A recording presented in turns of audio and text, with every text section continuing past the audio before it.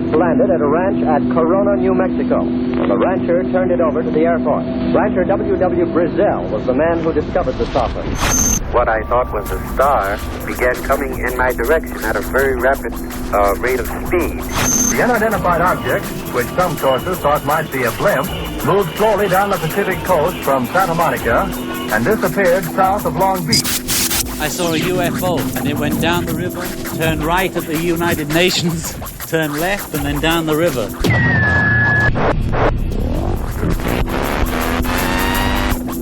UFO Classified. UFO Classified. No more plausible deniability.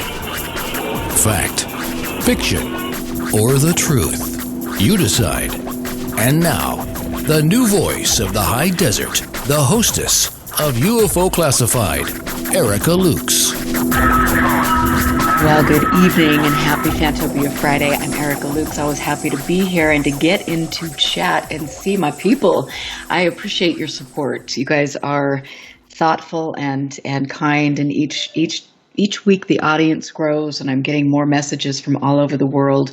I love that. Let's keep it going. If you can share links to past shows, that would be wonderful. Help me get the word out.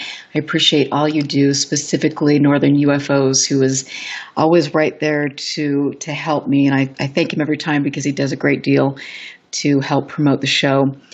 Of course, I have had a busy week, and I would like to say I'm staying out of trouble, but that doesn't seem to be my MO.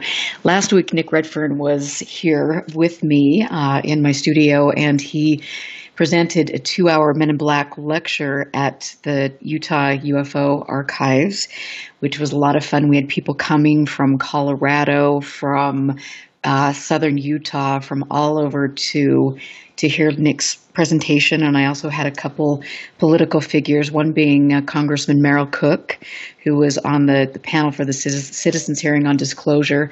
So that was fun to have him here. We're growing the word about the archive and how important Utah is with regard to researching this.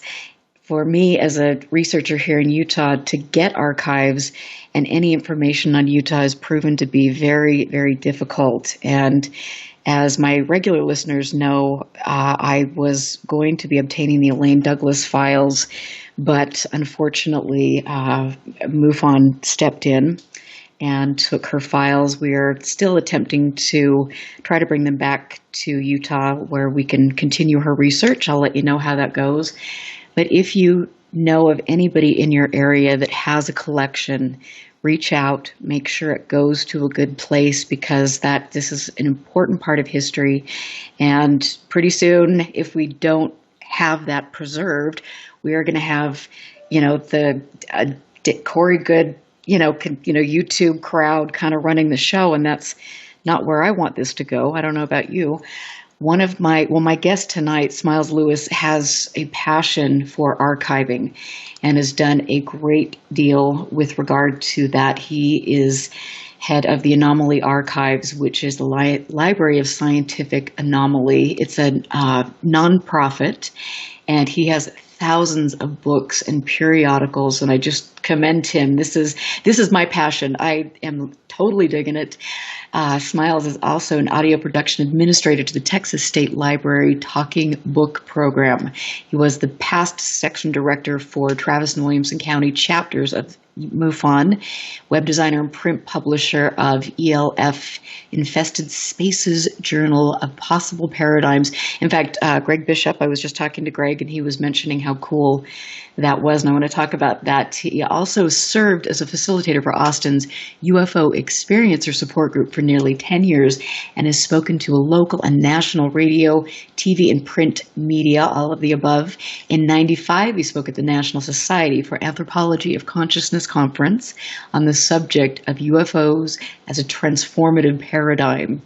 His interest in both physical and folkloric research of parapsychology and ufology have led to him collecting and archiving over 3,000 books on all of these topics relevant to consciousness research. And he also founded the Anomaly Archives Lending Library of Scientific Anomaly Institute. That is so cool. And we're finally talking. This is the seventh sign of the apocalypse. Well, thank you for that introduction, Erica. Yeah, no, it's really cool to have you here. And I know that, you and Greg Bishop are good friends, and you're friends with Nick, and those are two of my favorite people in the world. I just think very highly of them. And the more I get into researching things and see what's going on in mainstream ufology, the more I gravitate towards people who, like Greg. So it's nice to finally meet you. I know you've done a lot of work, and I want to, for people that haven't listened to you or don't know about you, I want to find out, like, how did you get started in this? Because you had an interest in this at a very young age. Yes. I guess the simplest intro is that like so many children growing up in the 80s, I was seeing Cosmos on TV and seeing Star Wars in the theaters and Star Trek reruns on TV and Battlestar Galactica and other science fiction. And I was very much influenced, like so many of us, by this idea that, there's got to be some kind of other intelligence out there in the universe, and that I wanted to engage with it. And so I became very interested in UFOs and started reading books in my elementary school library, as we often do, and growing up. And but also just some early age, low-key psychic experiences occurred that also got me interested in paranormal phenomena. And so I've just been rabidly obsessively consuming information about these various topics since a very young age, and trying to be open-minded, but as some of our friends in the field say, not so much that our brains fall out. Too late for a lot of people. Yeah, well, and I there's been plenty of things rabbit holes I've gone down where I'm like, wow, that looks like the best thing I've ever seen. And then, a skeptical friend's like, did you think about the possibility of this? And it's like, oh. Mundane explanation. Yeah, that's, the 80-90% haystack of IFOs clouding the UFO data pool. But so, yeah, that young age interest in all these things just continued, and right out of high school, I started working at the main public library here in Austin, Texas, and was in charge of processing the periodicals, the magazines and newspapers that came in every day, putting them out for our patrons. And that's when I discovered the Mufon Journal, which I did not even know until that. I mean, I think I might have heard references to MUFON in, on That's Incredible or some other TV shows at the time, but I really wasn't that aware of it. And lo and behold, there was a local Austin chapter, and that's where I made a great family of friends, of like-minded people interested in all these subjects. At that point, it was very common for me to be the by a long shot youngest person in the crowd. I know you and others have commented that ufology, such as it is largely a bunch of aging white guys. You ain't kidding about that one. And all the pleasantries that might bring. But I did make some great friends, and even though I often found myself, a lot more skeptical of the claims that were being discussed in these meetings, I couldn't help but keep attending, and eventually became active in the local group, and helped helped secure video footage of local sightings from news agencies that were reporting on it and that sort of thing, and helping out with the conferences, doing video work and audio work for the local MUFON conferences. We had some mini conferences, and then we hosted one of the big annual symposiums, which was fantastic. That's where I met luminaries of the time, like Carla Turner, wow, production researcher, and so forth. And so just had that kind of obsessive interest in it, and it really exploded for me in the 90s when I discovered the alternative media zine scene, and that's where I met Greg Bishop and so many other wonderful friends who are still longtime friends, nay family, who were publishing in this new print media of desktop publishing.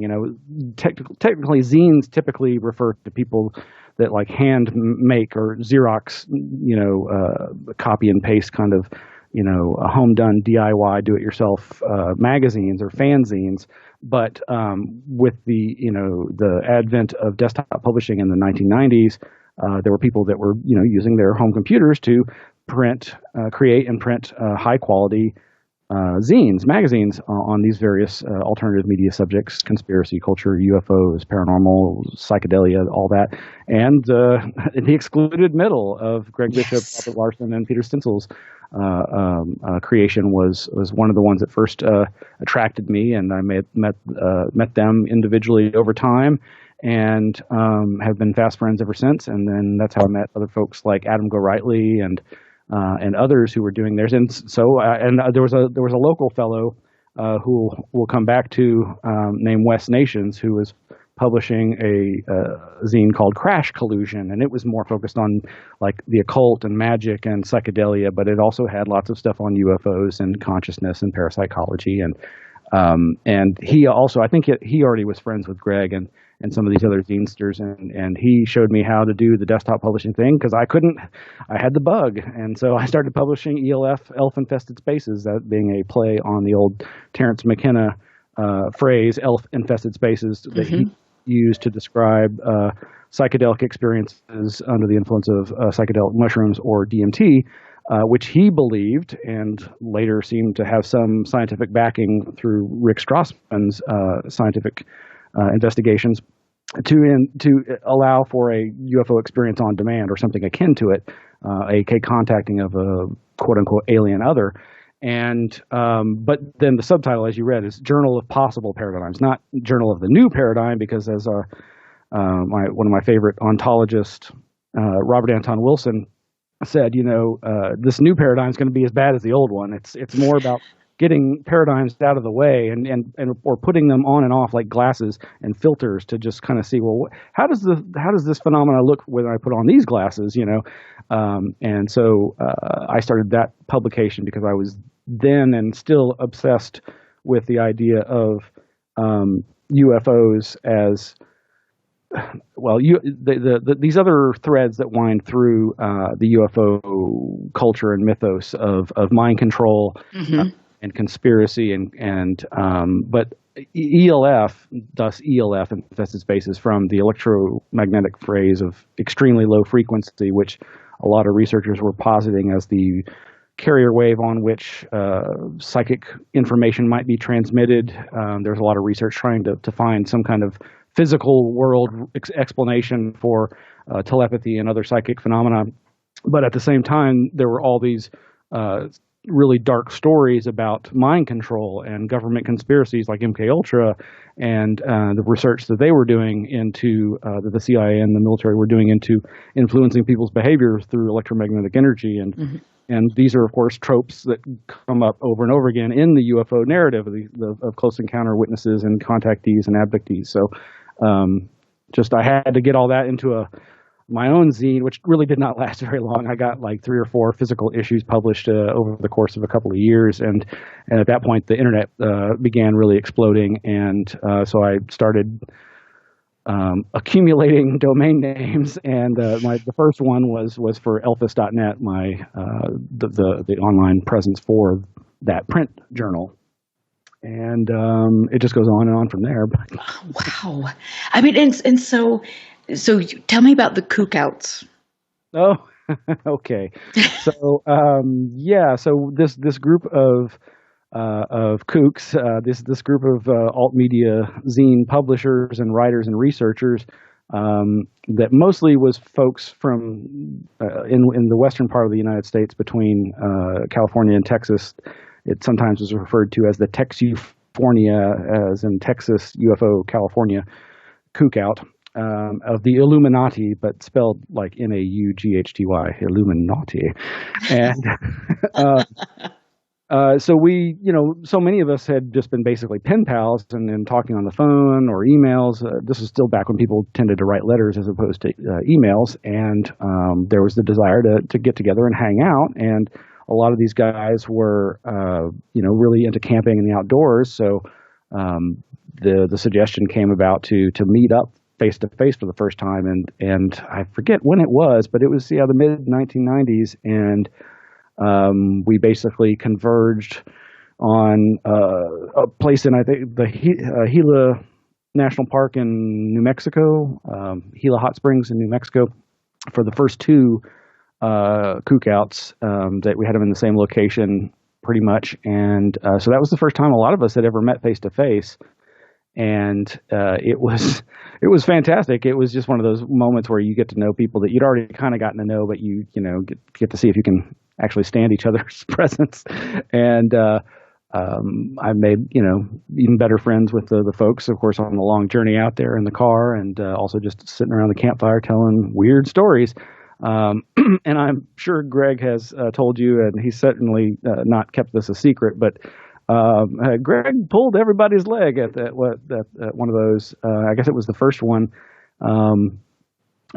Speaking of mushrooms, so I was sitting around the campfire with the friends, the kooks, and at some point I saw something out of the corner of my eye, turned and looked, and saw a small green light dart up from behind a stand of trees about 100 or so yards away, and instead of just zooming off, it stuck and started moving around in a very erratic UFO-like manner. And I'm like, what the heck is that?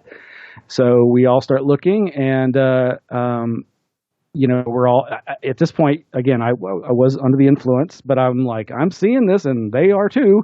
And all these ideas about what can happen when people encounter balls of light start going through my brain, and I'm a little scared, but mostly just like excited beyond belief. And it was I think it was a full moon that night. And somebody had some binoculars, so we run and get the binoculars, and we're looking, and that's when we start to notice that there seems to be some kind of big black mass above the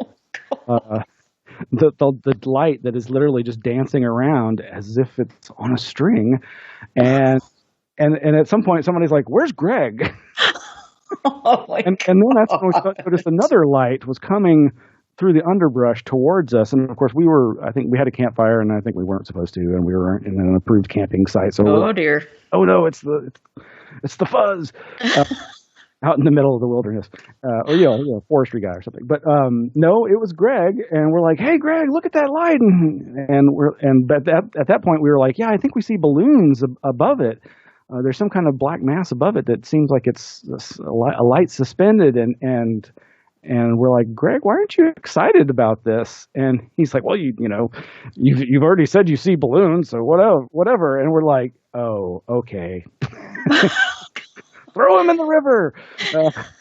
We didn't actually throw him in the river, but so it turns out that he had pulled one over on all of us. He had smuggled all the way from California a helium tank and a bunch of large black balloons, but I think there may have been one gray or white one because he ran out of all black ones, and he had basically inflated these things. He said really noisily. He couldn't believe that we couldn't hear it.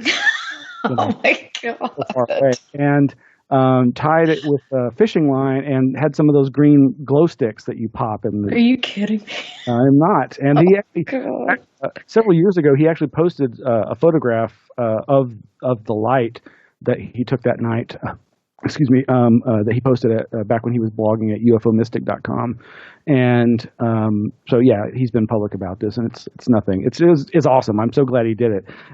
It was, considering I think this was the first time I'd met him face to face. He may have visited me in Austin before then, I forget. But anyway, it was a great experience. I'm so glad he did it. And so he tied the glow sticks to the balloons, and with really, I think he tried to get really thin fishing line so that he was hoping it would just hang around and then snap and fly away, and we'd never get the chance to detect the balloons. But it didn't snap, and it hung around like almost all night. So the whole night we're continuing to tell weird stories, and we've got our own UFO hovering up nearby for most of the evening until there was this lull in the conversation. And somebody says, tell more weird stories, but nobody had any more weird stories. And then the wind picked up, and finally it snaps, and there it goes off in the distance. And I think I see, airliners in the distance, and I'm thinking, we probably just triggered a few UFO reports. Oh, God, that rocks. See, I want to go camping with you guys. That could be trouble. Yeah, I bet.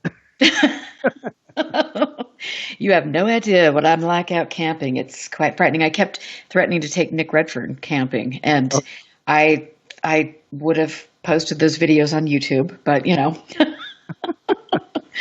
He assures me that he knows how to set up a tent, and I wasn't quite sure if that was accurate information. I was going to say I have my doubts. But at the same time, I know that he's done enough expeditions down in Puerto Rico and other places looking for cryptozoological critters that he's bound to have spent some time out in the woods. So, and actually, I think one of the first events that our archives did was in 2005. We had a Texas Ghost Lights mini conference. Oh, cool. It was organized. It was co-sponsored by My Anomaly Archives, the nonprofit, but it was really largely organized by one of Texas's most interesting paranormal-oriented cryptozoologists, who's unfortunately no longer with us. But his name was Rob Riggs. Yes. And Rob was publishing his own, well, he was a franchise. It was a franchise New Age kind of magazine at the time, but he came up with this great little event, and I got to MC it. And among the speakers, besides Rob, were Nick Redfern and Paul Devereaux, the Earthlights researcher. Oh, how cool! England, and James Bunnell from out in Marfa.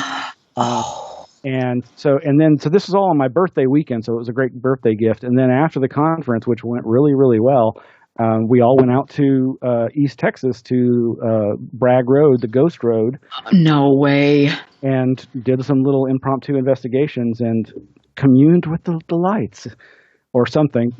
Okay, I am so freaking jealous. I just have to tell you, because James Bunnell and I mean Paul Devereaux and I've always just really held both of them in high regard, and I've got James Bunnell's video that he did that was incredible. I mean, that really is a great resource for people who want to learn how to scientifically study the phenomenon.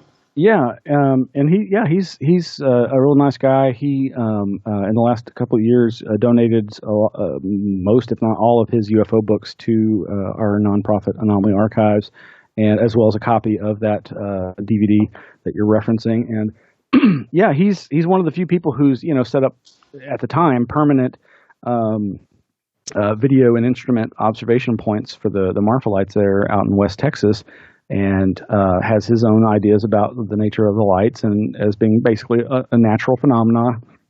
And whereas, that's very similar to the ideas of Paul Devereaux from Britain, is kind of like the king of that field, but also comes at it from a very romantic perspective of in a kind of new agey Gaian Lovelockian idea that maybe these lights somehow are actual living plasma or sentient or living intelligent plasma, and that they're not just a natural phenomena in the strictest reductionistic sense, but that there may be much more to them than that. And I find that idea very, highly romantic, and has informed my interest in ideas about the nature of the UFO phenomena for quite some time, because one of the other aspects of when you start researching these kinds of ball phenomena.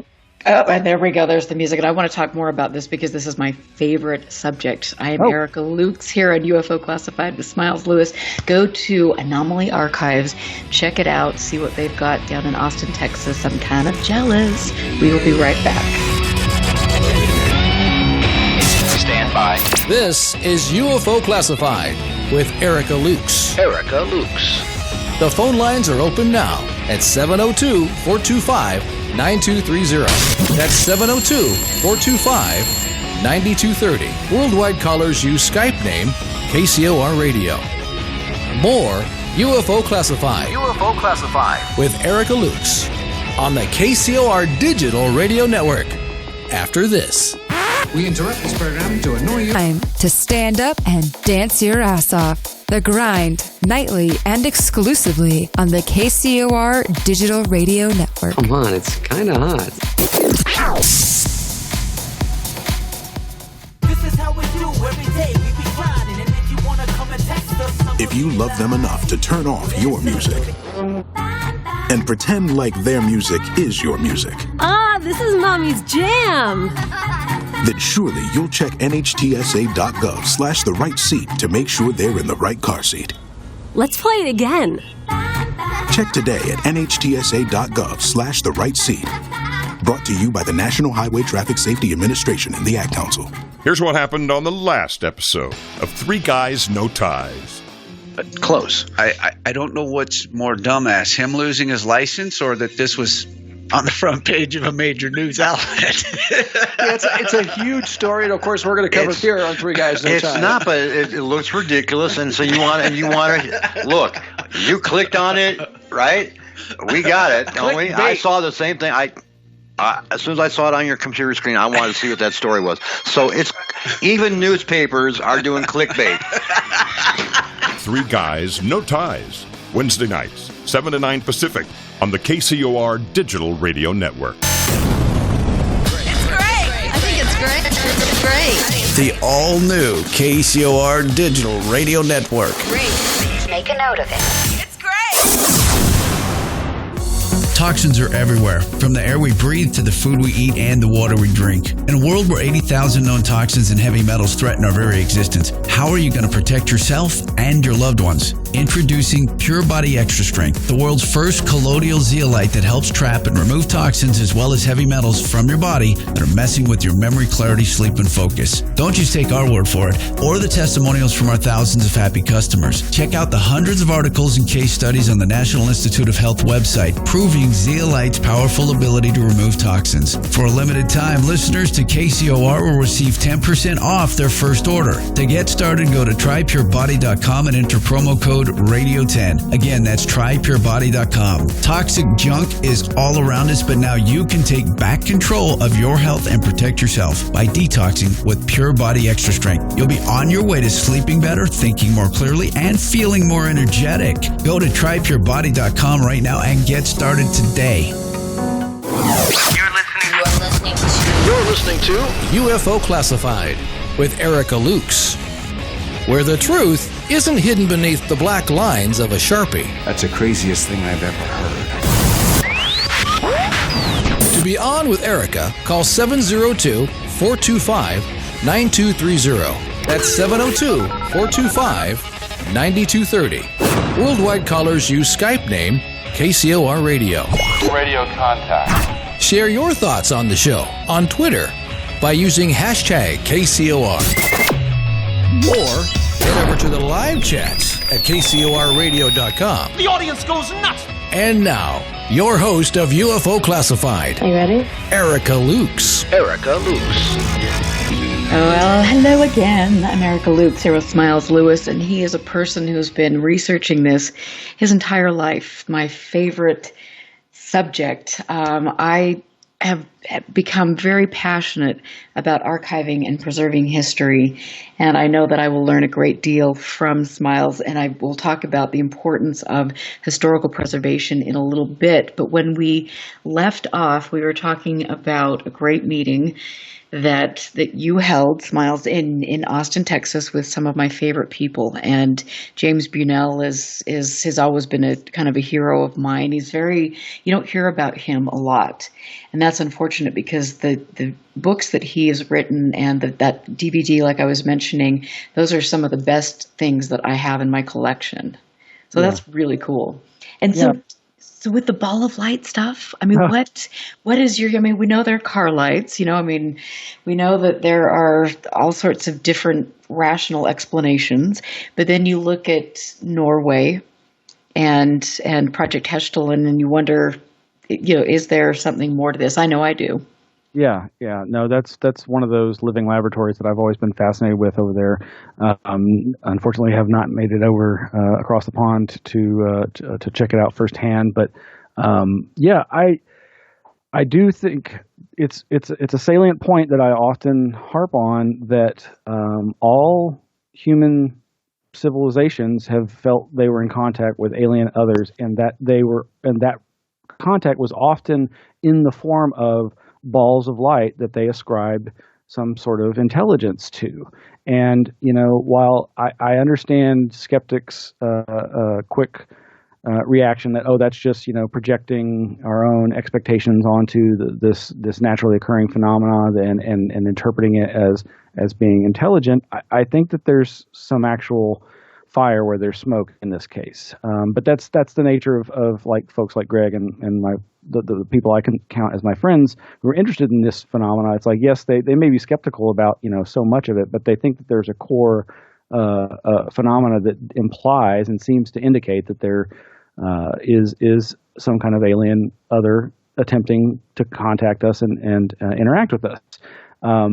And so the ball of light phenomena is fascinating because, of course, there are these locations where this recurs. It's not just like ball lightning that has certain, meteorological antecedents, but that it seems to happen over and over long periods of time. The Brown Mountain lights and Marfa and this East Texas ghost lights, but then that's the strange thing here in Texas. Okay, in East Texas, it's in the big thicket. We're talking, a swampy, forested, heavy wooded, moist landscape compared to its opposite on the other side, where there's also luminous phenomena. And again, in both cases, the skeptics have said, oh, the majority of that is car headlights being misperceived. And I think that's absolutely true. But there's enough verifiable evidence of anomalous light phenomena occurring there for me to go, no, there's something else there, just like there's a core of unidentifieds in the UFO data. And I just find it important to look at these things. And I've wanted to have that experience and see if am I going to come away a true believer and a contactee like so many? I don't know. I would hope that I could continue to be skeptical in the face of real face-to-face contact, even if it's with a ball of light. Yeah, and I know some of our skeptic friends who are really harsh on the Hestelin folks, and I've seen some of their evidence that does seem like, yeah, they may have their share of misidentifications as well. But again, I don't think that accounts for all of the data that's being brought in, and I think it's really worth looking at too. I think I was starting to say about what intrigues me is if you investigate these luminous phenomena, you also end up again coming up against this electromagnetic environment that we're constantly moving through. That's even more polluted every day because of all the Wi-Fi and cellular electromagnetic radiation that we're inducing into the atmosphere. But it seems that these high energy balls of light can likely affect consciousness. And this goes to, again, some of the more reductionistic researchers like recently passed away Laurentian University guy, Michael Persinger, who was the guy who had the quote-unquote God helmet, where he could allegedly induce these abduction-like sensations and experiences in people by just manipulating magnets around their head. And a lot of his research from back in the 70s, he tried to link tectonic strain and the generation of luminous phenomena with his tectonic strain theory to explain, UFO sightings. But he also went way farther and tried to explain all kinds of Fortean anomalous phenomena that go way beyond just UFOs. But like, poltergeist, PK type manifestations and other stuff as being somehow connected to tectonic strain and the energies being released or from pin-up pressures and so forth. And there's, a lot of really interesting, good research there that, he may feel just makes it just a case of, oh, these are just naturally occurring earth energies that are influencing people's enculturated expectations of contact. And when they see a light in the sky, then they're going to, throw up their own unconscious expectations on it. And I think that there's a lot of truth to that. On the other hand, I don't think that it rules out these other possibilities. And the one most significant published writing I've done on the subject was a transcript that appeared in, a rewritten transcript that appears in the UFOs Reframing the Debate book that Greg and others are in, that was edited by Robbie Graham, came out a year or so ago. And in that book, my focus was on the human deception angle, the fact that, there's so much evidence for governments and militaries and intelligence agencies using people's beliefs against them, weaponizing folklore and belief in the paranormal and superstition and likely, hoaxing a wide range of phenomena that would fall into the category of UFO type mysteries. But seated within that same essay was the romantic side of me's explication of my ideas about the true nature of the UFO phenomena, and that is that it is a mechanism of manifestation that may be naturally occurring, but that facilitates probable communications channel with not just aliens from, Zeta Reticuli, perhaps, but also possibly other species on this planet. Just as we seem to have a collective unconscious, I suspect that every major species and insect kingdom and whatnot have their own equivalents. They may not be, they may be very dissimilar from ours, but I suspect that these altered states of consciousness that may be triggered by these luminous phenomena and other quote-unquote window areas allow for an exchange of an experience that seems completely physically real, does leave physical evidence, but largely is psychological. Oh, interesting. I like that. I love that. And that's a great book, Reframing the Debate. It's one of my favorites. And that got a lot of flack people, the true believers they weren't too happy about that one. No, that's what I liked about Robbie's approach was it was even in the marketing of it. It was, if you like your books to confirm what you already believe, this is not the book for you.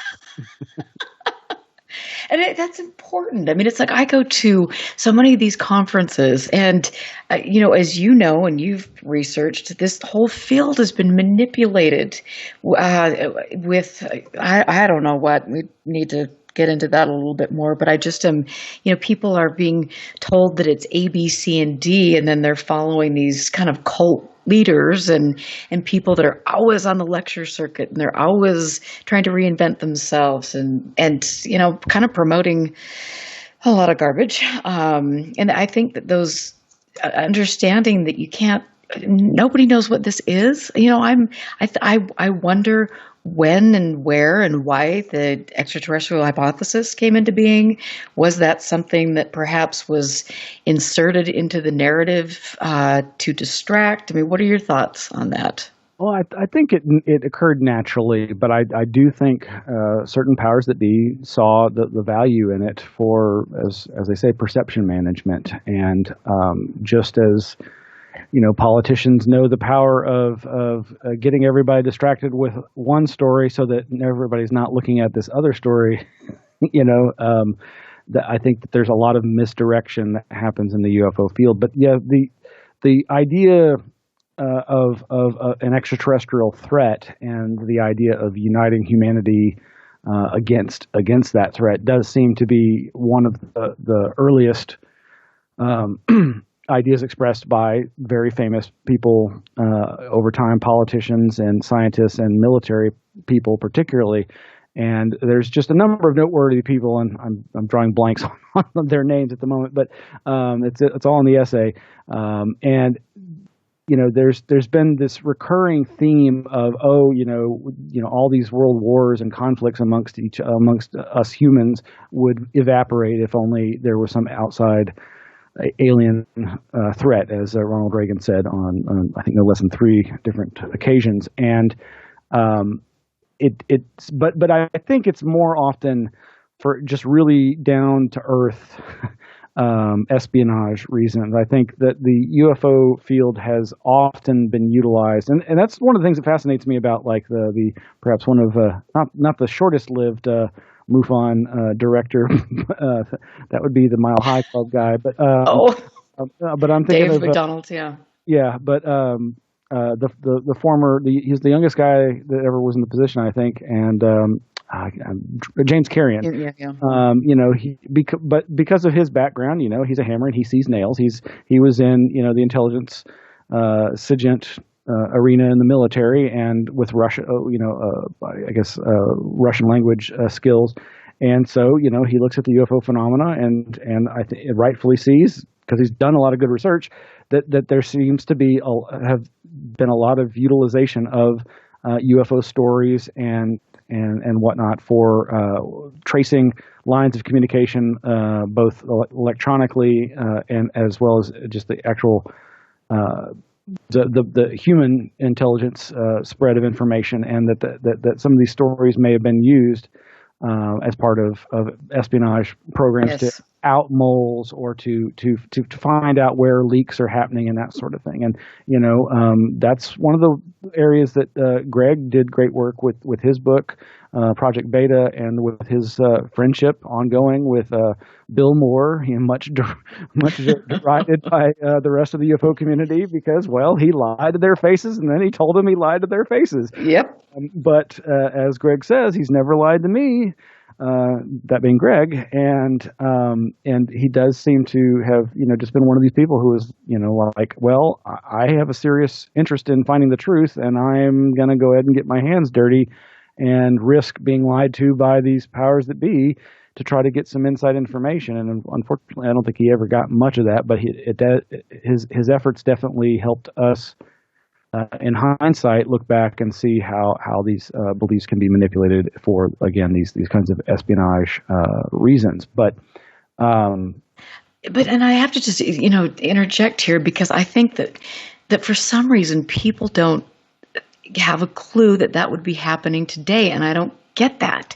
I mean, like I'll talk to some people that are a little bit older in the field and have conversations about this, and I don't, everyone assumes that was kind of taking place back in the 60s, 50s and 60s, but that it's not now. But now, unfortunately, it is so easy to manipulate belief systems on Facebook and to gather data, and it's like, and I still believe that there are people in intelligence that visit conferences and are seeding ideas. I mean, nothing has changed. Yeah. And again, another friend of Greg's who I've interviewed and is a really nice, interesting guy, Walter Bosley. He, that was part of his task. I forget if it was when he was with the Air Force or with the FBI, but basically ostensibly counterterrorism. Going to UFO conferences to try to watch any foreign nationals that may have been there undercover as UFO buffs, but who may have actually been there trying to find. Secrets of government high-end aviation technology. That's probably the whole reason that the Area 51 myth was exposed, nay created, was as a way of distracting people from the fact that that was the most super secret place for testing a lot of advanced technology, aviation and military hardware that may have connections to, as has often been suggested, some kind of back engineering, but probably didn't. It has always seemed to me a convenient foil for the powers that be to use UFO stories as a way of discrediting any news reports that might out their testing. But again, I think it's also used not just to obscure and deride anybody that might be interested, but also to track to track that information and see where it leads and who's listening and who's paying attention in other countries. But yeah, I absolutely think it's still going on, and I agree that it's really a shame that more people don't give that lip service these days. I find it ironic that as much as there's mostly cons as far as my feelings about people like Stephen Greer, but I find it funny and ironic that Greer, hates or is totally distrustful and thinks it's disinfo. The To the Stars Academy, DeLong, what do we say, NIDS 2.0. This post ATIP Pentagon program now with Louis Elizondo and all these other spooky folks, one of which is Austin's own Hal Puthoff, who's the fantastic zero-point energy researcher and psychic remote viewing military researcher. And, he's one of the only people of those on the To the Stars Academy board or whatever that I've actually met and respect. But there's some interesting spooky characters in that group, and that alone is enough to make me go, yeah, there may be something else going on here other than some do-gooders trying to get UFO information out into the public, which is great. I'm all for it. But that, like this is the one positive thing I could always say about Stephen Greer was he was early on saying, just because we're begging the government for the truth, disclosure, don't necessarily believe whatever they tell you. Well, that's true. I mean, and it is interesting to see Stephen Greer and his minions that, oh my Lord, I don't know. That's an interesting thing, but with the To the Stars thing, I mean, I've heard probably like you have that there are different factions and people with different belief systems behind the scenes that are trying to manipulate the way this flow of information will take place and what it has to do with this. Is this demonic, or is this extraterrestrial, or should we be afraid, and is this a threat? And I think it's really curious to see all of these things. And from, what I understand, there's a little bit of division in that group as far as ideology, but yeah, and I know a lot of people like myself heard in some of DeLong's early statements the shades of what Redfern reported on in his book, Final Events, about the quote-unquote Collins elite, this group of quasi-military insiders who had gotten together decades ago to investigate the UFO phenomena and came to that conclusion that you're alluding to, that it was demonic and that they need to defuse people's belief in it so that we don't empower these demonic forces. And, I was just looking at a video of Whitley Strieber just today where he is alluding to that idea that there's a faction in the government and the intelligence community and the military that believes that, and that believes he may be, aiding and abetting them because of his engaging with the phenomenon. And he's worked on that very plot, that idea as a plot element in more than one of his books. So I think he's certainly playing with that idea, even if it's only in a speculative, fictional way. But Greer is one of those people that, like, I always found him very. I was always very critical of him because of he concede all this great information and then just goes off into airy-fairy New Age land, which I love. I mean, you're a child of the 80s. Yeah, I have, and so many of my friends are much more New Agey than I am. But at the same time, I know so many of my skeptic friends think I'm a total believer anyway. So whatever. But when he starts talking about, well, here's the picture of a light craft coming through our dimension, and it's like, well, it's an interesting photograph. But his rock solid interpretation of it that involves basically him being a contactee, it just makes me lose all credibility for him. But we're stone glass houses and all. I mean, it is curious, and I mean, you hear so much about him and how different people in the field, and it's just where do you go? I don't know. But do you feel that, and I've been through my archives now that I'm looking at and going back there, it's amazing to me how many magazines, if you look at the back cover, the Rosicrucians have a big full page ad.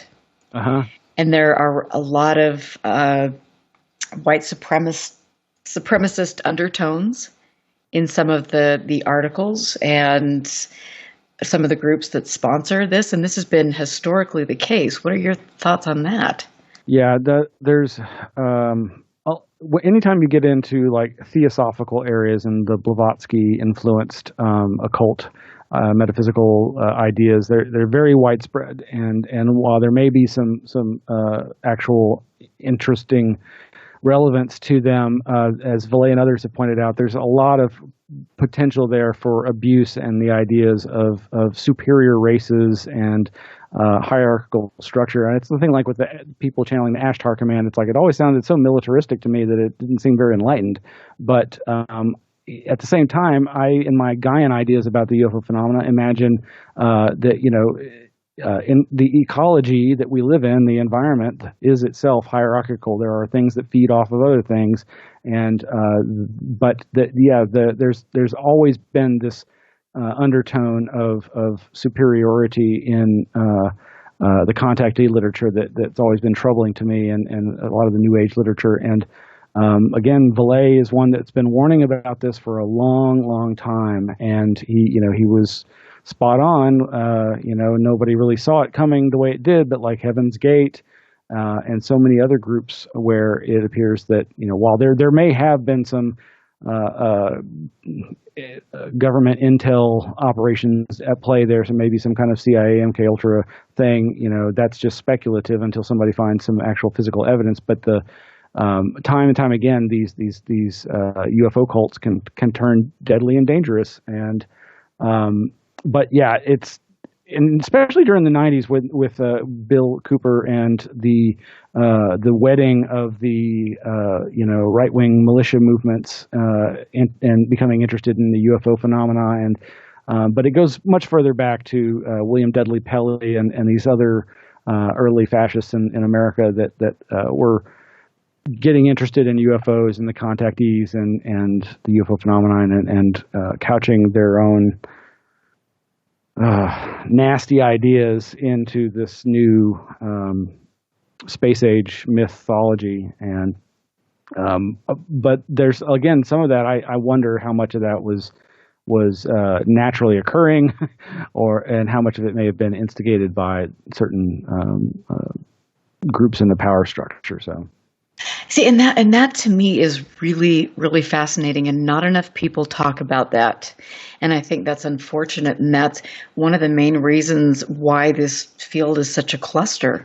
And people, it's like if you just step back and read a magazine from the 60s or 70s, or pick up a Fate magazine and just read some of these things, you just think, holy crap, what does this have to do with research? Just plain unbiased research. Why? I mean, who are the people? And then when you look at the people, like you're talking about Cooper and his beliefs, and the fact he had a file on him a mile long, and I mean, he was really an interesting fellow. But we're going to take a break. I'm here with Smiles Lewis, and visit anomalyarchives.org to see the incredible collection they have down in Austin.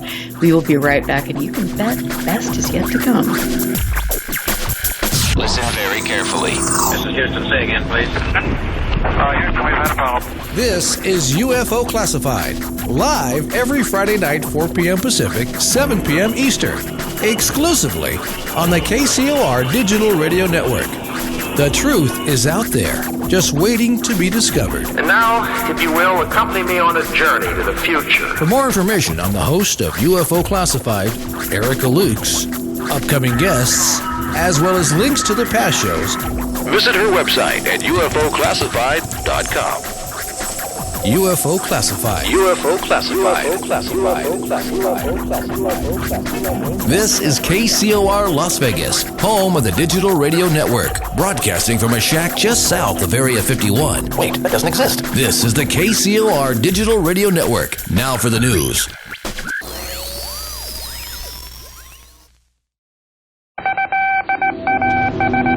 The disc landed at a ranch at Corona, New Mexico. The rancher turned it over to the Air Force. Rancher W.W. Brazell was the man who discovered the saucer. What I thought was a star began coming in my direction at a very rapid rate of speed. The unidentified object, which some sources thought might be a blimp, moved slowly down the Pacific coast from Santa Monica and disappeared south of Long Beach. I saw a UFO, and it went down the river, turned right at the United Nations, turned left, and then down the river.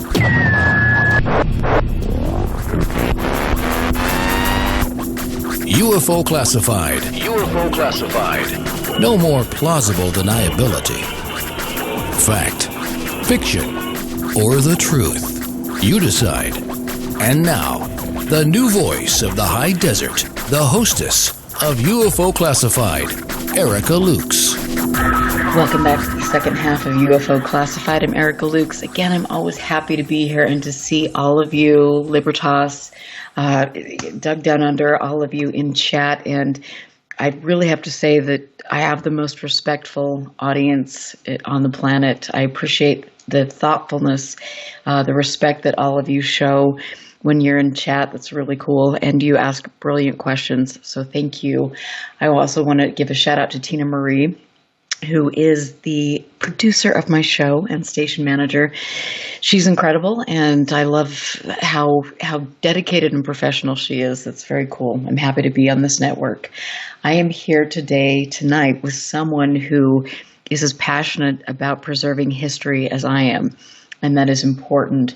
We will talk about that on the last segment of the show. Smiles Lewis served as a facilitator for Austin's UFO Experiencer Support Group for almost 10 years. He has spoken on national radio, TV, print media, and has done a great deal to help us preserve the history, to educate people, and I really appreciate that.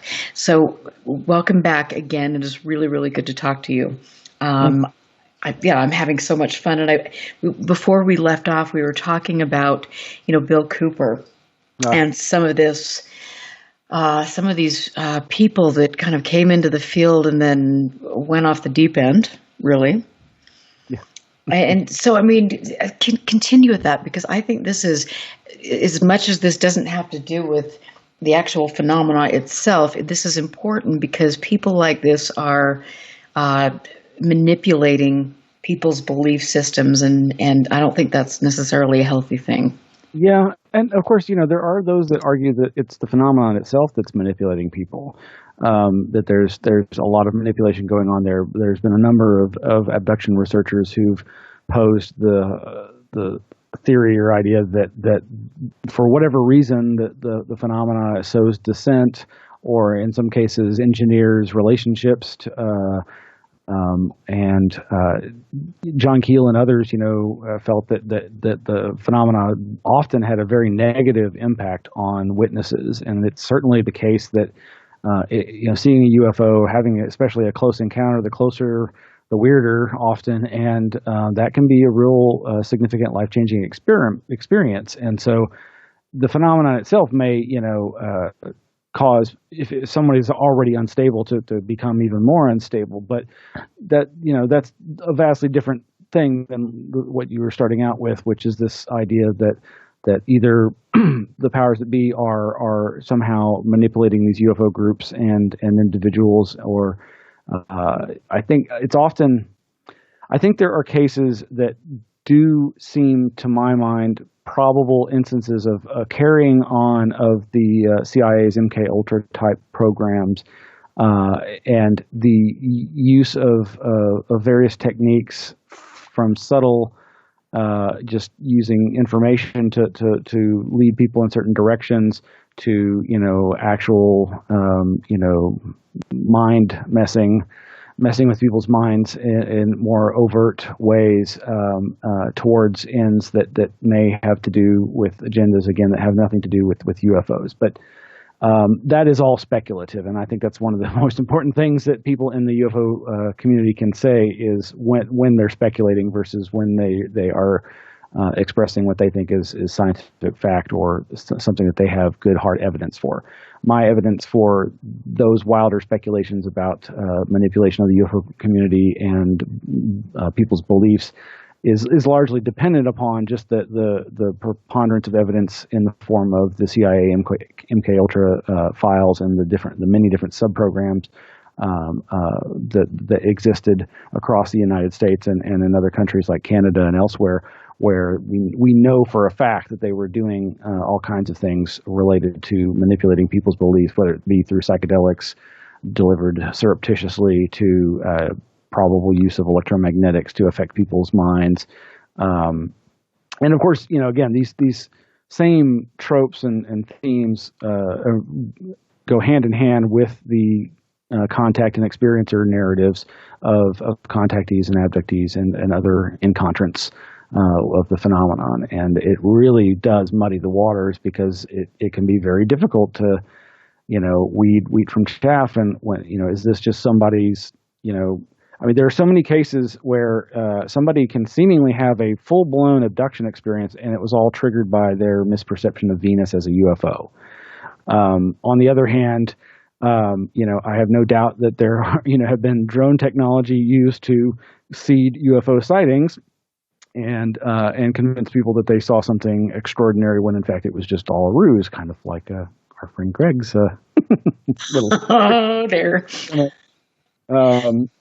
No, I'm not suggesting that Greg is an agent. Oh, thank you for clarifying that. I've wondered myself. Well, there was a joke that got out of hand. One of our mutual friends, who used to run a website called The Conspiracist with a K, and his name's Robert Sterling, and he once started a joke that was like a birthday gift to Greg about him being an agent, and people actually started taking it seriously. But that's the thing, is you never know what joke you're going to make that is going to get turned into a real world conspiracy theory. To my own defense in that regard, years ago I accidentally started the now rampant, ridiculous conspiracy belief that Alex Jones is Bill Hicks, the deceased.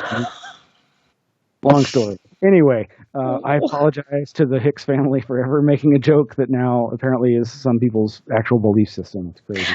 Well, I mean, it is weird because I mean, I have people that are telling me that I am being mind controlled and I'm part of the Illuminati, and I know that I have also been put on the evil cabal list of, I don't know, whatever. I mean, it's just like, oh my Lord, just like the same type of thing that people, involved in research at Skinwalker Ranch are reptilian shapeshifters. And I mean, just some of these things, and you think, okay. And then you hear people promoting ideas about, the Sandy Hook shooting, which really bothers me, and I want to just ask your thoughts on that, because I mean, to me that has nothing to do with this, and that is dangerous.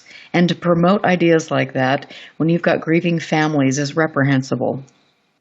Yeah, I know that I mentioned off air in a text message to you about that, because I heard you allude to that in a recent show. I guess it was the one with Nick, but.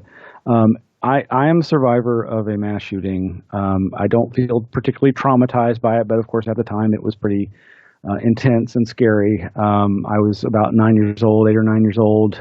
This is a little-known shooting that occurred at a parade in San Antonio, Texas in, I think, 1979. I only half-jokingly credit my mother's intuition for keeping us safe and not being one of the thankfully few victims of this madman's rampage. But either because of that, I don't know. I'm not really sure if that's what I would credit as to why I too am actually kind of obsessed with this copycat running amok phenomena, these rage spree killing type of incidents that have become unfortunately all too common. But I am fascinated by them for a number of reasons. But at the same time, as somebody who has trafficked in conspiracy theories all my life, as right alongside my interest in UFOs, if you're interested in UFOs, you necessarily come up against the idea of government cover-ups and conspiracy. It becomes a matter of degree as to what you're willing to entertain. And if you've researched things like CIA's MK Ultra and the unwitting human experimentation that has been done on American citizens by their own government and military, it's not hard to imagine the worst sometimes. And so, in one of the radio shows that I've hosted for over 10 years, that's on hiatus right now, PSYOP Radio, PSIOP Radio. My co-host and I often talked about this idea that's a staple of conspiracy culture, and that's the idea that Richard Dolan lectures about this, and this from a historian's perspective about the frequent use of what are called false flags by governments and militaries to create a false enemy, a faux enemy. And there's a million different scenarios where this could be used to government or military's advantage, and there are real world examples of this. But of course, the conspiracy community has run with this, and the likes of Austin's own Alex Jones have promoted it for a long time. And I think that there is the possibility just as I was suggesting that people in the UFO community, their beliefs could be manipulated and people could be sent over the edge subtly and overtly through various methods, I think the same thing could happen with these shootings, that some of them could have been instigated. Now, that said, there's no particular incident that I would point to as, well, that one seems fake to me. And that, to me, that's a far cry from the likes of the various people who've promoted this idea that these are fully staged events, or that these people are quote unquote crisis actors playing the part of victims, families. So I get I hear you, because it's just like the hardcore UFO folks who are like, well, don't bring Bigfoot or the paranormal or ghost hunting into the mix when you're trying to be legitimate UFO researchers. That you're just muddying the waters and making us all look ridiculous. And the cryptozoology Bigfoot people often feel the same way about UFOs. They're like, don't bring no UFO stuff to the table. Don't mix my Bigfoot peanut butter with my UFO chocolate. Personally, they taste great together. Good point. But yes, it is disturbing to me. Again, being here in Austin, where Alex Jones grew into this media empire that he has now, that is being sued by the victims' families from Sandy Hook because of the rampant claims and the harassment that these family members have endured. Yeah, that's so sad. Yeah, and to me that is abhorrent and horrific, almost as much so as the act itself. It's interesting to me also. So this is kind of a weird tangent, but a couple of years ago, I, for about a month's period of time, experienced what people would describe as the mystery hum. You've heard of the Taos hum or the Windsor hum, these geographic locations where some people can hear some kind of weird humming noise. It's often described as like an Isling diesel engine or something nearby.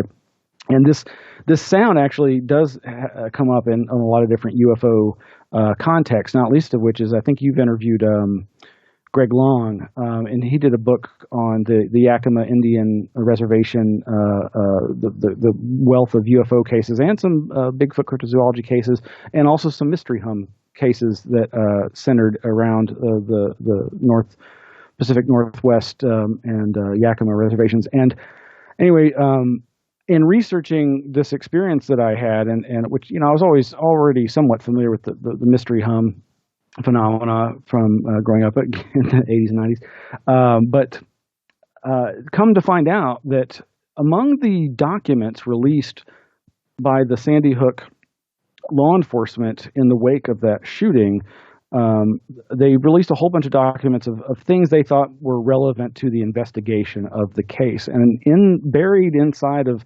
I don't know how many pages it was, hundreds or thousands, but there was reference to a man named Steve Kohlhase, who has a very unique theory about the possible source of the mystery hum experience and its possible influencing of people who are already unstable being pushed over the edge and committing these acts of violence.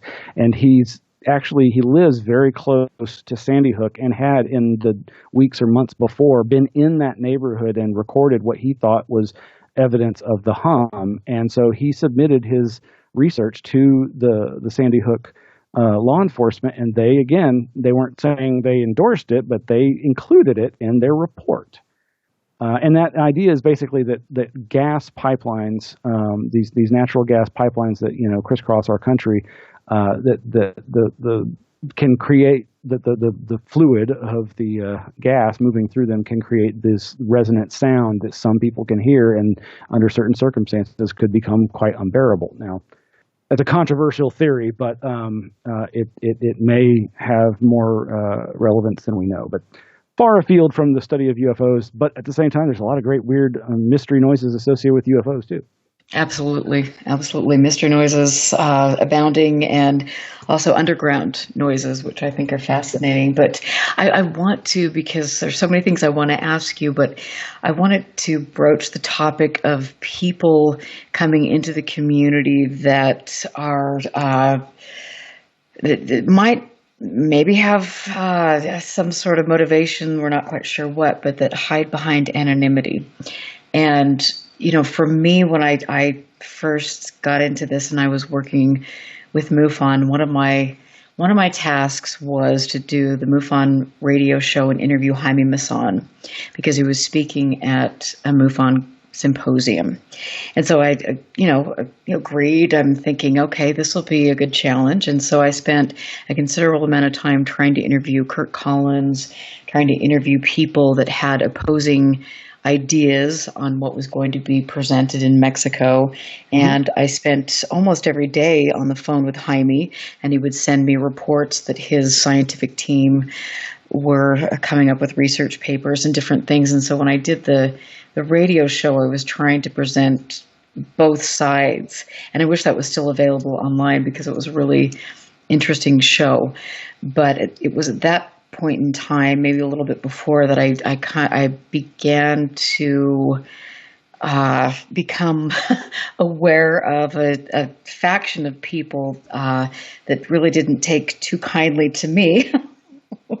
And it was very interesting to see. And I just am wondering what you think about all of that. I mean, I know that most people think the Jaime Maussan, that was proven to be a fake. Okay, great. But what can you tell us about kind of that whole time frame and what went on behind the scenes and what your thoughts were? Well, yes, I know exactly what you're referring to. And yes, I was a fly on the wall and a witness to a lot of that. And had my own kind of scratching my head curiosity about the level of annoyance on all sides. But, gosh. So right off the bat, yes, I've been a member of a number of different Facebook groups that consist of largely debunkers, skeptical people who are interested in UFOs but are really, really skeptical about any claim. And I've found their insight very valuable in a lot of cases, kind of like I was alluding to earlier, where there might be something that I was like, wow, that looks really legit. And then what they're like, well, look at it through this lens, and then see that it's clearly, an IFO. And so I've found them very good for that. But a lot of times there's an annoyance level that I think was what attracted them to letting me into the groups, because, yes, I have expressed a lot of discontent with the UFO community and the believers in it. But at the same time, and as I've heard Greg say, these are my peeps. These are the people that I, have spent lots of time with. And that doesn't mean that there's plenty of times where I'm groaning under my breath or behind the scenes going, God, I can't believe they believe this stuff, or I wish they would be more critical in their looking into these things. But I try never to let that cloud my interactions with people. I try to always be civil. Then I have lapsed, and there's a point here I'm going to apologize to you, because I know during that period of time I got really been out of shape at Jaime and his promotion of that case, and anybody who was giving him voice, and that included you for on radio. And I was going back and reviewing, like, how bad was I? And I'm like, okay, well, I'm still within my own ethical safe zone, even if I was a little too vehement about stuff, mostly making up memes, joking about Dolan's participation and so forth. But anyway, yes, as far as anonymity goes, I'm having worked with experiencers in the abductee support group, I'm well aware of why people would want to hide their identities, whether they're experiencers or whether they're just researchers in this area. There are a number of people, who have been discriminated against in their, professional lives because of their interest in UFOs, even if they are the most rational person. And so the person in question is allegedly in the legal system in the United Kingdom and England, and all I have to base that on as being true are the people who I also have not met, but who run the Archives for UFO Research in Sweden, AFU, or I guess it's the Archives for the Unexplained now, which was, of course, one of the big inspirations for the founding of my own nonprofit, Anomaly Archives.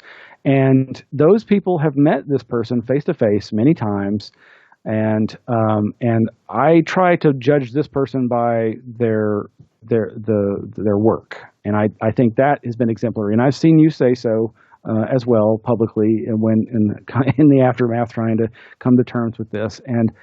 But yes, there are folks who are not as civil, and some of those people I'll say they're friends, because I'm in groups with them, and again, they often prove helpful in ways that I'm thankful for. But there are plenty of people, I am not my brother's keeper, and unfortunately I've seen people lash out at you and others in ways that I don't always find appropriate. And I try to speak up, for you and others if I really think it's over the top or inappropriate. But I can't say that I've always managed to do that as effectively as I'd like. But the person whose anonymity we're talking about, I know others who have the same reservations, and I get that, because the fact is, you do have somebody here who manages to get in with just about anybody, and just through asking via Facebook posts or emails, asking for people to, give permission to, scan documents and make them publicly available, which is, I think, a good and valuable resource for everybody. Absolutely, absolutely. And there's that music again. We're going to finish this when we get back. But I am Erica Lukes here with Smiles Lewis, and go to anomalyarchives.org and check out this impressive collection and learn more about my guest this evening. We will be right back. Stand by. This is UFO Classified with Erica Lukes. Erica Lukes. The phone lines are open now at 702-425-9230. That's 702-425-9230. Worldwide callers use Skype name KCOR Radio. More UFO Classified. UFO Classified with Erica Lukes on the KCOR Digital Radio Network. After this. Some knowledge belongs to us and us alone. The way our girlfriends walk, the way they talk, the way they touch their hair. We hold details that only a sister can know about her girls. But what about our other girls? The ones that we carry with us every day. Can we describe them when everything's right? Can we feel when something's wrong? Our bond with our sister girls gives life. But knowing your breasts can save it. Go to knowyourgirls.org for the facts you need on breast health. That's knowyourgirls.org. Brought to you by Susan G. Coleman and the Ad Council. 30 seconds and counting. Broadcasting to you from another planet, beaming you a world of entertainment. This is the world-famous KCOR. Now listen live online at KCORradio.com. I like everything about this station. When do I listen? Like 24 hours a day. It's my favorite station. I just love the music. It keeps me going at work.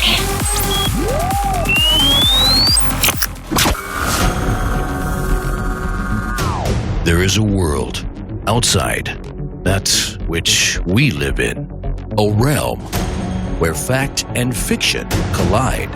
The Paradigm Matrix. The Paradigm Matrix. Hosted by Willie Miranda. Every Friday night at 6 p.m. Pacific, 9 p.m. Eastern. The Matrix is everywhere. It is all around us, even now in this very room. The 1 hour show that will surely leave you hanging on the edge of the rabbit hole. The Paradigm Matrix explores a universe of topics from UFOs, cryptozoology, conspiracies, as well as all things paranormal. Enter a world of the twisted and deformed. Friday night, 6 p.m. Pacific, 9 p.m. Eastern. The Paradigm Matrix. Exclusively on the KCOR Digital Radio Network, where fact and fiction collide. It's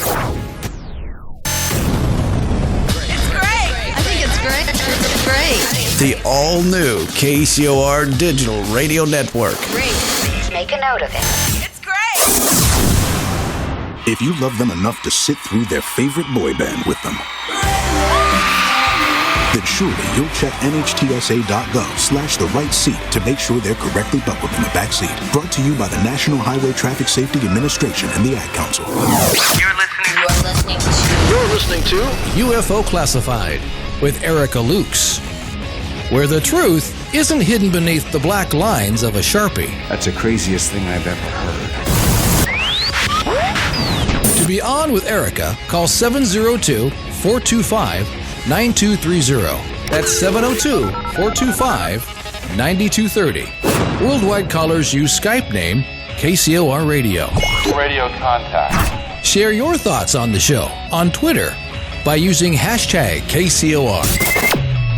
Or head over to the live chats at KCORradio.com. The audience goes nuts. And now, your host of UFO Classified. Are you ready? Erica Lukes. Erica Lukes. It is always with great sadness that I come back to our final segment of UFO Classified. I'm always happy to be here on a Friday evening and get you all warmed up for a great night on KCOR.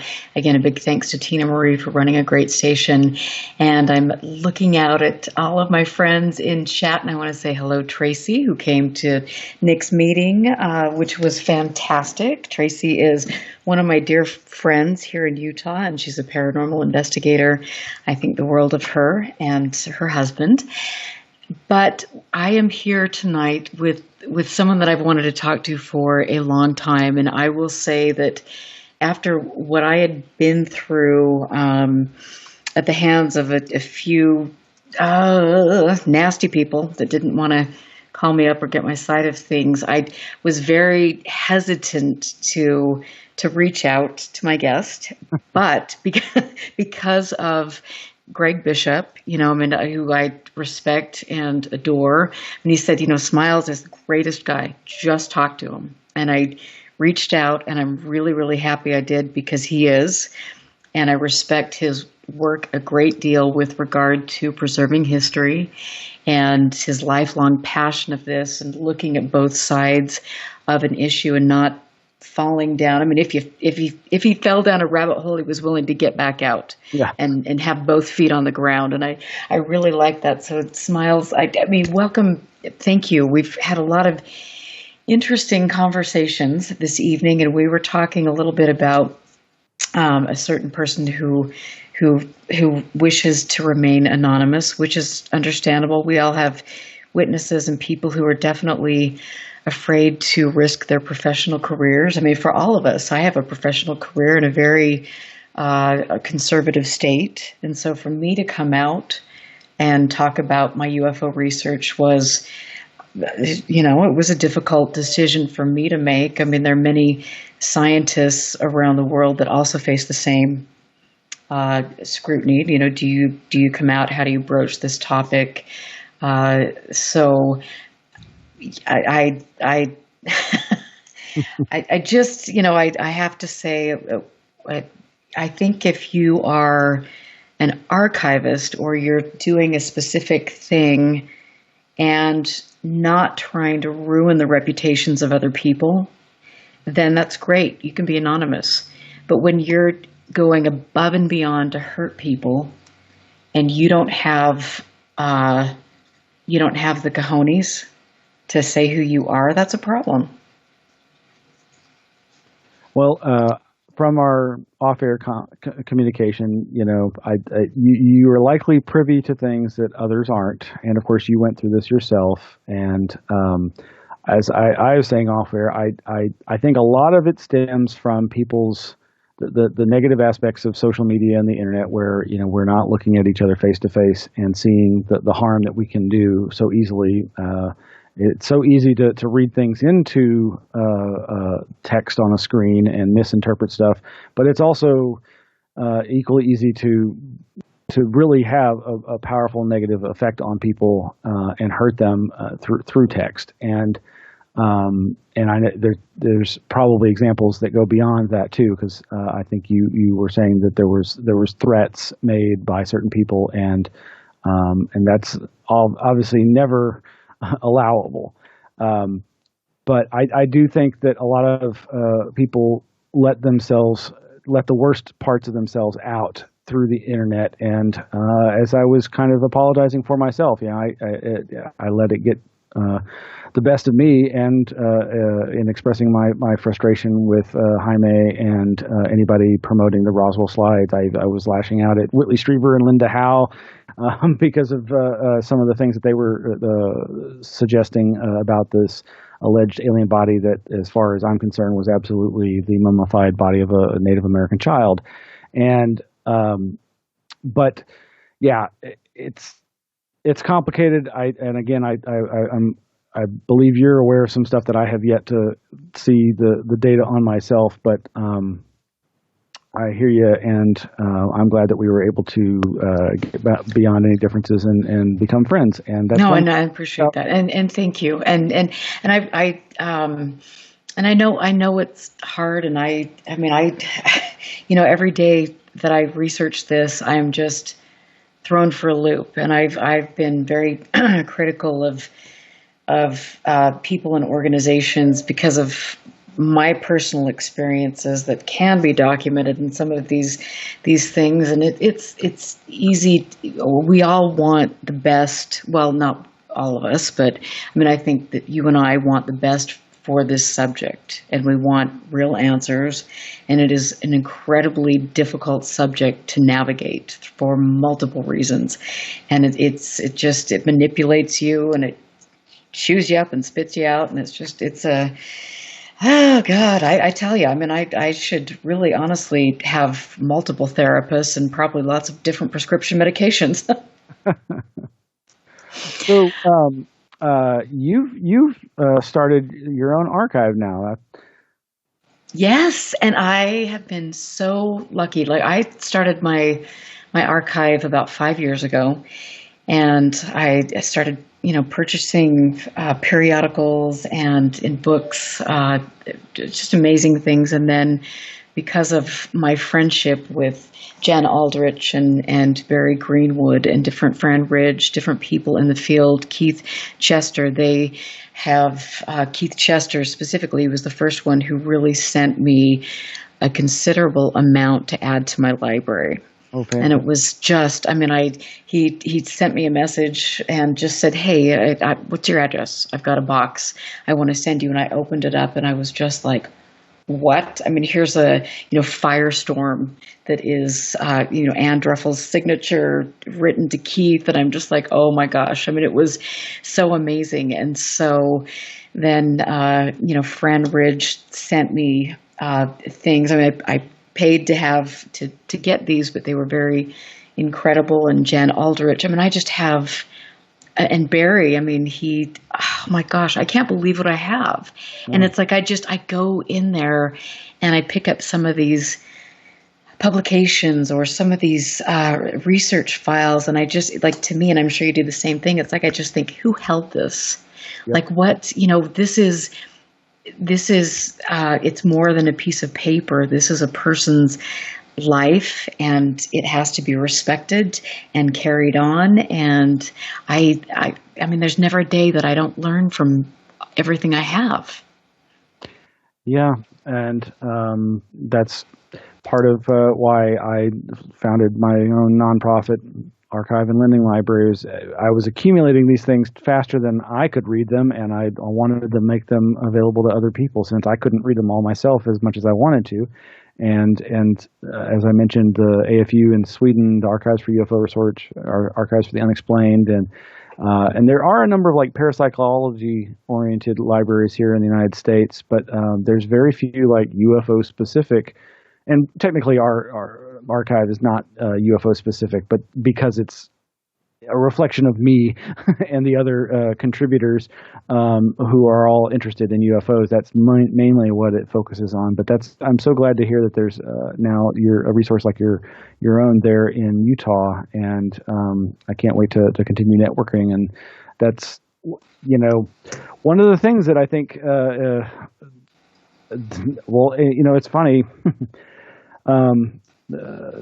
There are informal networks amongst the UFO researchers who, these people who've gotten accumulated pretty significant collections, and the best of them are like, well, if you're a legitimate researcher, however you define that, and aren't some wacko, I'd love to let you come and look in my archive. And of course, not all these are not organized as nonprofits. There's usually still people's personal collections, and hopefully those people like David Marler and others have negotiated with local institutions to archive their materials when they pass away.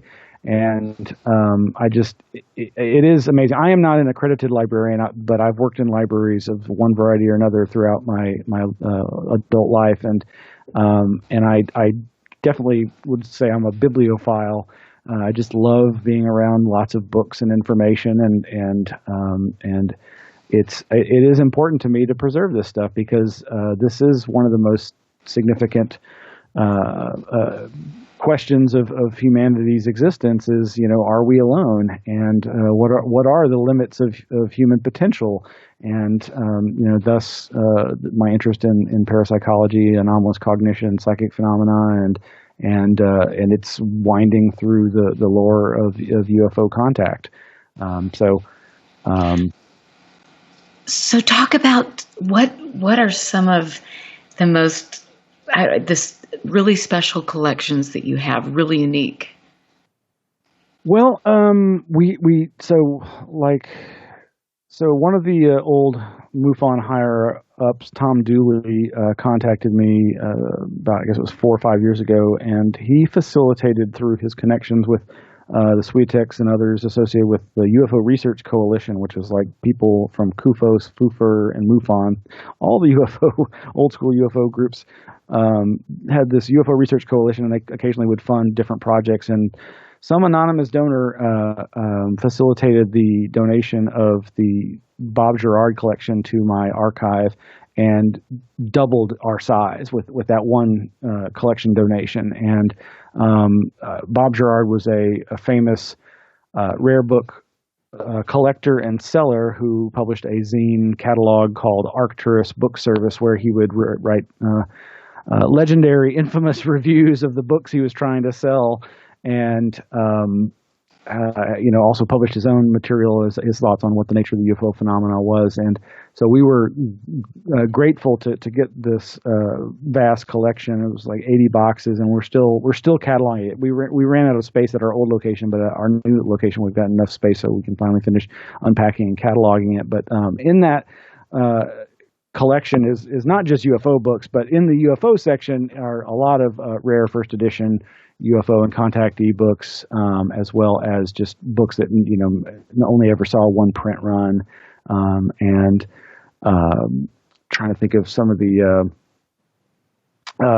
in his collection. He also had some books that were owned by that were from the personal library collection of contactee George Hunt Williamson, one of the many famous contactees. And so there's a lot of these different books that have inscriptions, like you're saying, from one famous researcher to another.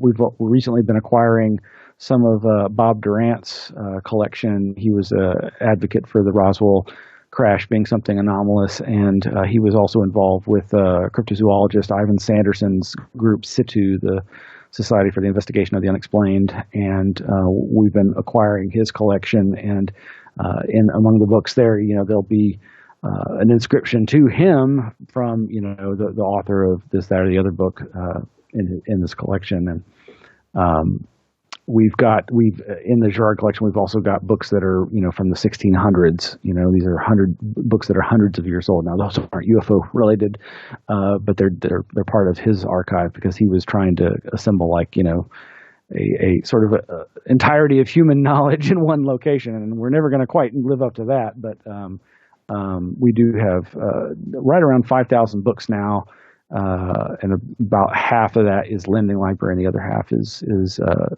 non-circulating reference material, and growing all the time.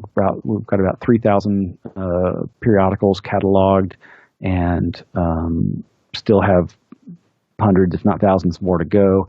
And so we're just trying to provide a resource for researchers who might want to come and go through the archives looking for something specific. We just recently had a particular researcher who was interested in citing reports of structured craft that might not be in literature he'd already searched for, and lo and behold, we started going through the stacks and found a number of different reports that he was unfamiliar with, and a couple of news clippings that he was like, "Oh wow, this is the best thing I've found." And so we're just really trying to make a resource for the serious researcher, as well as just the average interested layperson who just is like, I want to go find out more about UFOs, or I want to go find out more about the paranormal. And we're just doing our part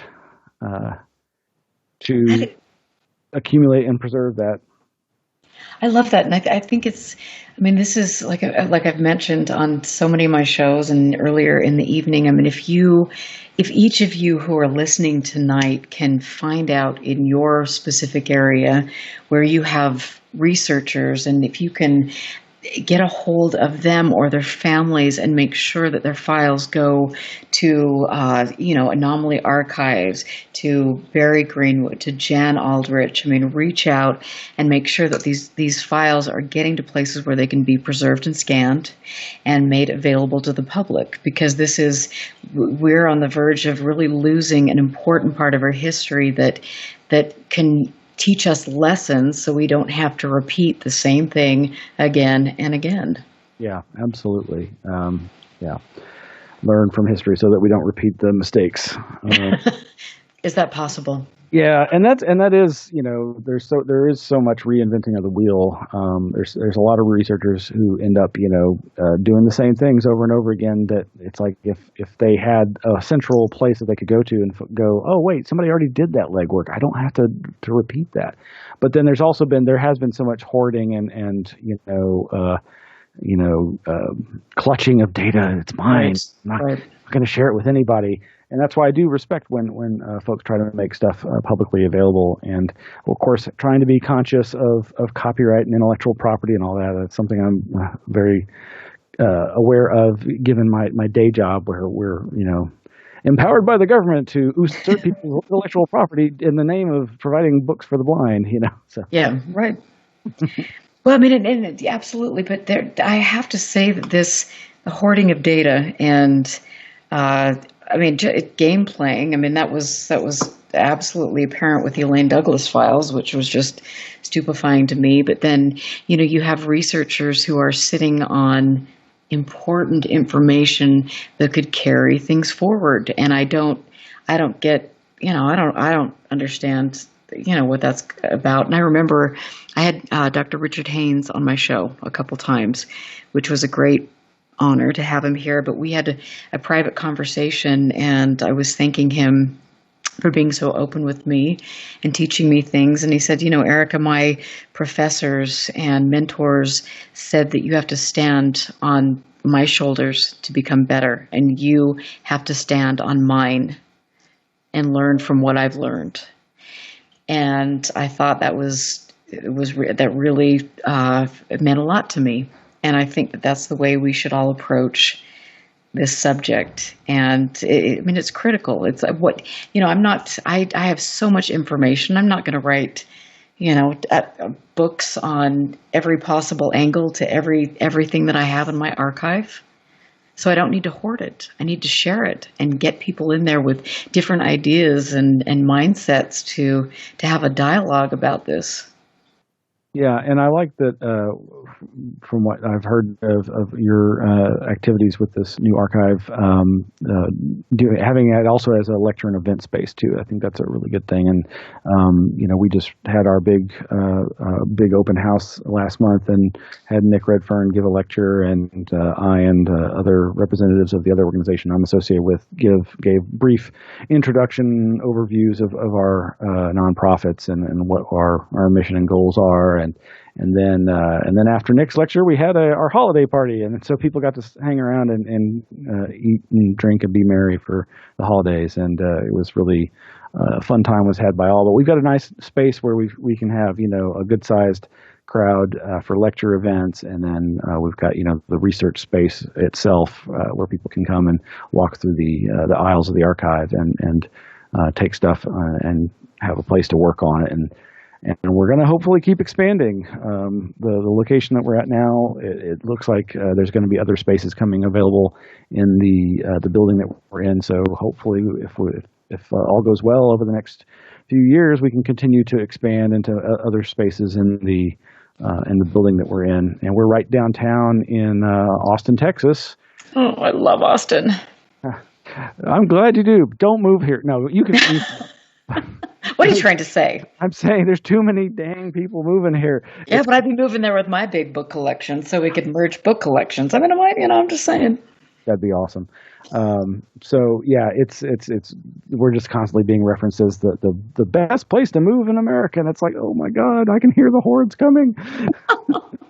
But yeah, we like good people, so. Well, I love that, and it's fun to talk to you. And I have to ask you, at the end of the day, why are you doing this? And do you? Obviously, you mentioned at the beginning of the show that you had some paranormal experiences early in your childhood. What does that mean to you? And I don't know. That's a deep question to ask 2 minutes before we close the show, but well, my goal is the goal of the archives is to preserve this for others, so that those who come after me can benefit from these materials that I've struggled to bring into one place and make available to people.